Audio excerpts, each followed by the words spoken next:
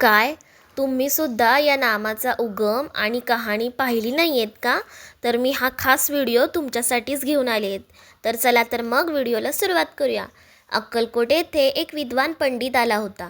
त्याने वेद, उपनिषद आणि अनेक शास्त्रांचा अभ्यास केलेला होता. त्याला आपल्या ज्ञानाचा खूप अभिमान होता. लोक त्याचा खूप आदर करायचे, पण त्याच्या मनात एक प्रश्न सतत असायचा, सर्वात श्रेष्ठ कोण? एक म्हणायचा ब्रह्मा श्रेष्ठ, दुसरा म्हणायचा विष्णू श्रेष्ठ, तिसरा म्हणायचा महादेव श्रेष्ठ. एक दिवस तो स्वामी समर्थांच्या दर्शनाला आला. स्वामी शांतपणे वडाच्या झाडाखाली बसलेले होते.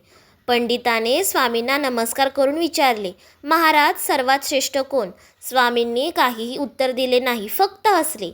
मग त्यांनी आकाशाकडे बोट दाखवले आणि विचारले, आकाशाला शेवट कुठे आहे? पंडित म्हणाला, महाराज आकाश तर अनंत आहे.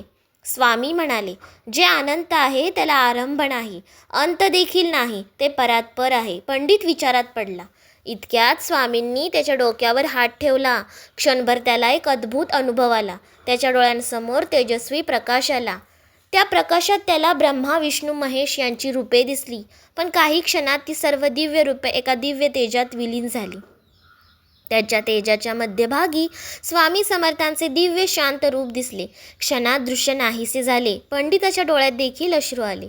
तो स्वामींच्या चरणी पडला आणि म्हणाला, महाराज आज मला समजले, रूप अनेक असले तरी सत्य एकच आहे. स्वामी फक्त हसले. पंडित गावोगावी जाऊन सांगू लागला, स्वामी हे केवळ संत नाहीत, ते सर्वोच्च सत्याचे प्रतीक आहेत. ही गोष्ट दूर दूर पसरली. भक्त त्यांना प्रेमाने म्हणू लागले, परात्पराय